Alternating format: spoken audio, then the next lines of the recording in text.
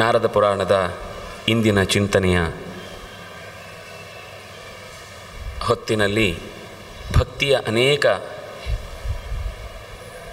ಹೊಸ್ತಿಲುಗಳನ್ನು ಅಥವಾ ಬೇರೆ ಬೇರೆ ಮುಖಗಳನ್ನು ಪರಿಚಯಿಸ್ತಾ ಬಂದರು. ಮತ್ತು ಒಂದು ಮಾತನ್ನು ಹೇಳ್ತಾ, ಅಹಮೇವ ಪರೋ ವಿಷ್ಣು ಮಯಿ ಸರ್ವಮಿದಂ ಜಗತ್ ಇತಿ ಯಃ ಸತತಂ ಪಶ್ಯೇತ್ ತಂ ವಿದ್ಯಾತ್ ಉತ್ತಮೋತ್ತಮಂ. ನಾರಾಯಣನೇ ಸಮಸ್ತ ಜಗದ ಆಧಾರ, ಸರ್ವಮಿದಂ ಜಗತ್, ಅವನಲ್ಲೇ ಎಲ್ಲವೂ ಸೇರಿಕೊಂಡಿದೆ. ಅಹೇಯನಾಗಿರುವಂತಹ, ಯಾರಿಂದಲೂ ಬಿಡಲಾಗದ, ಅಹಂ ಅನ್ನೋದು ನಮಗೆ ಸಾಮಾನ್ಯವಾದ ಭಾಷೆಯಲ್ಲಿ ನಾನು ಅನ್ನುವ ಅರ್ಥದಲ್ಲಿ ನಿಲ್ಲುತ್ತೆ.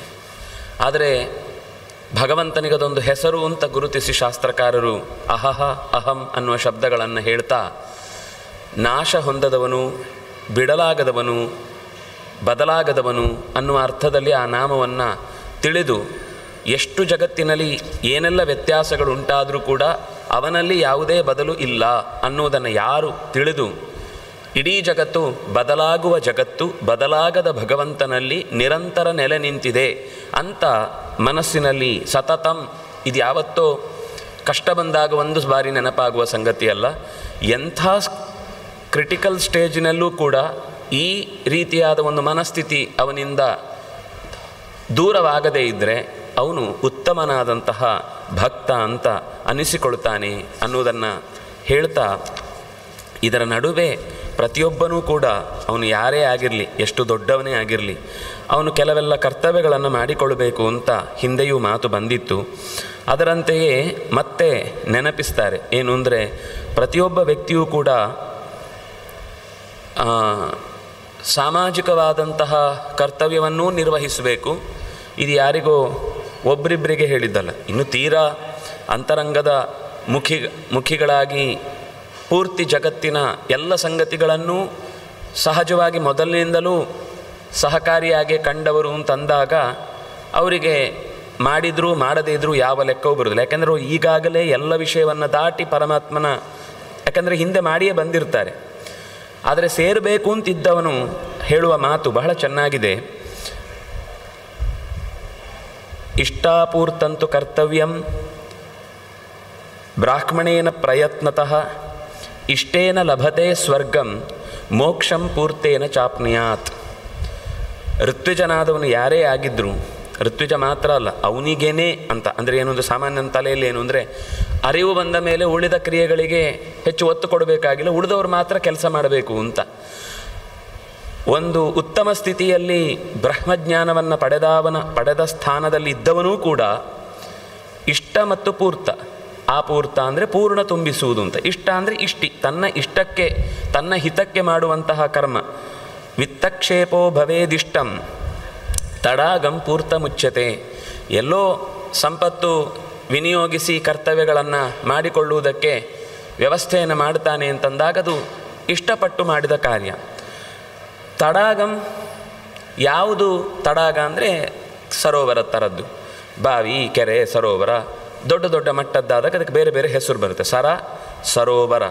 ಸರ ಅಂತಂದಾಗ ಸ್ವಲ್ಪ ಸಣ್ಣದಿರುತ್ತೆ, ಅದರಲ್ಲೂ ಬರೀ ಒಂದು ಭಾಗದಲ್ಲಿ ಮಾತ್ರ ಮೆಟ್ಟಿಲಿರುವಂತಾದರೆ ಅದಕ್ಕೆ ಬೇರೆ ಹೆಸರಿದೆ. 3 ಭಾಗದಲ್ಲಿ ಮೆಟ್ಟಲಿದ್ದು ಮತ್ತೊಂದು ಭಾಗ ನದಿಯಲ್ಲಿ ಹರಿದು ಹೋಗುವಂಥದ್ದಾದರೆ ಅದಕ್ಕೆ ಬೇರೆ ಹೆಸರಿದೆ. 4 ಭಾಗದಲ್ಲಿ ಮೆಟ್ಟಿಲಿದ್ದು ಅದು ಚಿಕ್ಕದಾದರೆ ಅದು ಸರ ಅಂತ ಅನಿಸಿಕೊಳ್ಳುವಂಥದ್ದು. ಅದರ ದಿಕ್ಕೇ ತೋಚದಷ್ಟು ವಿಸ್ತಾರವಾದ ಅಗಲದ ಮೆಟ್ಟಿಲುಗಳಿಂದ ಕೂಡಿದಂಥದ್ದಾದರೆ ಅದು ಸರೋವರ ಅಂತ. ಈಗ ಬ್ರಹ್ಮ ಸರೋವರ ಅಂತ ಕುರುಕ್ಷೇತ್ರದಲ್ಲಿ ನೋಡುವಾಗ ಅದೊಂದು ಸರೋವರ ಅಂದರೆ ಸಮುದ್ರ ನೋಡಿದ ಹಾಗೆ ಅನ್ನಿಸ್ತಾ ಇರುತ್ತೆ, ಅಷ್ಟು ವಿಸ್ತಾರ ಇರುತ್ತೆ. ಹಾಗೆ ಎತ್ತರೆತ್ತರಕ್ಕೆ ಅದರ ವ್ಯಾಪ್ತಿ ಬೆಳೆದಷ್ಟು ಅದರ ಫಲವು ದೊಡ್ಡದಾಗ್ತಾ ಹೋಗುತ್ತೆ ಅಂತ. ಆರಾಮಶ್ಚ ವಿಶೇಷೇಣ ದೈವದ್ರೋಣ್ಯಸ್ತಥೈವ ಚ ವಾಪೀಕೂಪ ತಡಾಗಾನಿ ದೇವತಾ ಆಯತನಾನಿ ಚ ಪತಿತಾನಿ ಉದ್ಧರೇದ್ಯಸ್ತು ಸಪೂರ್ವ ಫಲಮಶ್ನುತೆ. ಆರಾಮ ಅಂದರೆ ಆರಾಮ ಮಾಡಲಿಕ್ಕೆ ಹೋಗುವಂಥದ್ದು, ಪುಷ್ಪಗಳ ವಾಟಿಕ ಅಂತಲೂ ಕರೀತಾರೆ ಅದನ್ನು. ಮನಸ್ಸಿಗೆ ನೆಮ್ಮದಿ ಸಿಗುವಂತಹ ಜಾಗ, ಉದ್ಯಾನ ಅಂತ ಇಟ್ಕೊಳ್ಳಿ ಅರ್ಥ ಆಗಲಿಕ್ಕೆ. ಇನ್ನು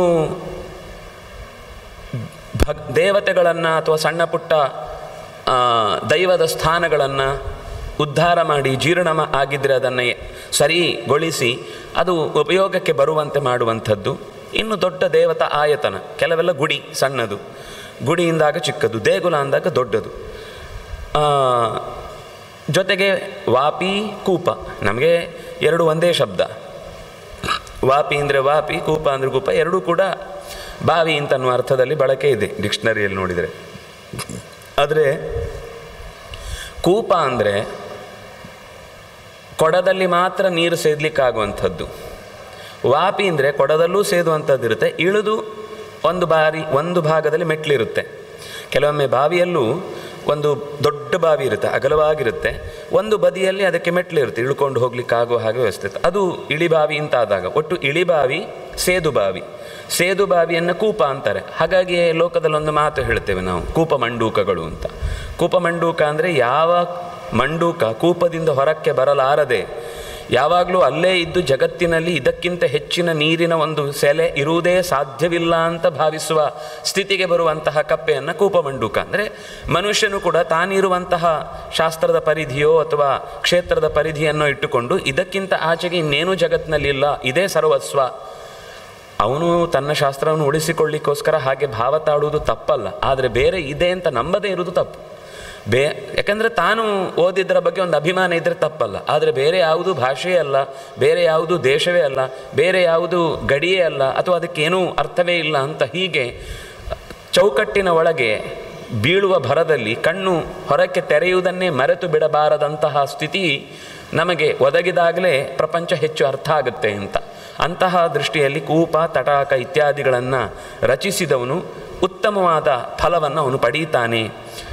ಇನ್ನು ಬಹಳ ಚೆನ್ನಾಗಿ ಒಂದು ಮಧ್ಯದಲ್ಲಿ ಒಂದು ಮಾತು, ಸಾಮಾನ್ಯವಾಗಿ ಗೋಮೂತ್ರ, ಗೋಮಯ ಅಂದರೆ ಪಂಚಗವ್ಯಕ್ಕೆ ಬಳಸುವಂಥದ್ದು, ಹಾಲು, ಮೊಸರು, ತುಪ್ಪ, ಈ 5 ಗವ್ಯ ಪದಾರ್ಥಗಳು. ಗವ್ಯ ಅಂದರೆ ಗೋವಿಗೆ ಸಂಬಂಧಪಡುತ್ತೆ. ಅದು ಯಾವ ಯಾವ ಹಸುವಿನಿಂದ ಸ್ವೀಕರಿಸಬೇಕು ಅಂತ ಹೇಳುವಾಗ, ಶುಕ್ಲಾಯಾ ಆಹರೇತ್ ಗೋಮೂತ್ರಂ, ಸ್ವೀಕರಿಸುವಾಗ ಬೆಳ್ಳಗಿನ ಹಸು ಅದು ಗೋಮೂತ್ರವನ್ನು ಸ್ವೀಕರಿಸಲಿಕ್ಕೆ. ಕೃಷ್ಣಾಯಾ ಗೋಹು ಶಕೃತ್, ಕಪ್ಪು ಬಣ್ಣದ ಗೋವಿನ ಸೆಗಣಿಯನ್ನು ಅಥವಾ ಗೋಮಯವನ್ನು ಸ್ವೀಕರಿಸಬೇಕಾದ್ದು. ತಾಮ್ರಾಯಾಶ್ಚ ಪಯೋಗ್ರಾಹ್ಯಂ, ಸ್ವಲ್ಪ ಕೆಂಬಣ್ಣದಲ್ಲಿ ಇರುವಂತಹದ್ದರಿಂದ ಹಾಲು ಸ್ವೀಕರಿಸಬೇಕು. ಶ್ವೇತಾಯಾಶ್ಚ ದಧಿ ಸ್ಮೃತಂ, ಅಂದರೆ ಹಿಂದೆ ಹೇಳಿದ ಶುಕ್ಲ ಅನ್ನುವಾಗ ಪೂರ್ತಿ ಬಿಳಿಯೇ, ಇದು ಬಣ್ಣದಲ್ಲಿ ಬಿಳಿಯನ್ನು ಹೊಂದಿಕೊಂಡಿರುವಂಥ, ಅಂದರೆ ವೈಟ್, ಯಾವುದೇ ಬಣ್ಣ ಆದರೂ ಅದರಲ್ಲಿ ಸ್ವಲ್ಪ ಲೈಟ್ ಬಣ್ಣದಲ್ಲಿ ಇರುವಂತಹ ಹಸುವಿನಿಂದ ಮೊಸರನ್ನು ಸ್ವೀಕರಿಸಬೇಕಾದ್ದು. ಇನ್ನು ಕಪಿಲ, ಕಪಿಲ ಅಂದರೆ ಕಂದು ಬಣ್ಣದ ಹಸುವಿನಿಂದ ಘೃತಂ, ತುಪ್ಪವನ್ನು ಸ್ವೀಕರಿಸಬೇಕಾದ್ದು ಅಂತ. ಹೀಗೆ ಇದಿಷ್ಟನ್ನು ಸ್ವೀಕರಿಸಿ ಯಾರು ಪಂಚಗವ್ಯದ, ನಮಗೆ ಇದು 5 ಸಿಗುವುದೇ ಕಷ್ಟ ಇದೆ. ಇನ್ನು ಇದರಲ್ಲಿ ಒಂದೊಂದರಲ್ಲಿ ಇಂಥದ್ದು, ಅಂದರೆ ಅಷ್ಟು ಹಸುಗಳು ಇರಬೇಕಿತ್ತು ಆ ಕಾಲದಲ್ಲಿ. ಒಂದು ಮನೆಯಲ್ಲಿ ಒಂದು ಹಸು, ಒಂದು ಕೊಟ್ಟಿಗೆ ಅಂತಂದಾಗ ಮನುಷ್ಯರಿಗಿಂತ 10 ಪಟ್ಟು ಮನೆಯಲ್ಲಿ ಪಶೂನ್ ಪಾಹಿ ಅಂತಲೇ ಹೇಳುವುದು. ಮಂತ್ರಗಳ ಫಲವನ್ನು ಹೇಳುವಾಗ ಅವನ ಮನೆ ತುಂಬ ಹಟ್ಟಿಯಲ್ಲಿ ಹಸುಗಳಿರಲಿ, ಮನೆ ತುಂಬ ಮಕ್ಕಳಿರಲಿ ಅಂತ ಹೀಗೆ ಒಂದು ಆಶೀರ್ವಾದ. ಮನೆ ತುಂಬ ಮಕ್ಕಳು ಅಂದರೆ ಇಡೀ ಕುಟುಂಬ ಅನ್ನೋದು ಕೂಡಿಕೊಂಡಿರುವಂತಹ ಕುಟುಂಬ ಅಂತ.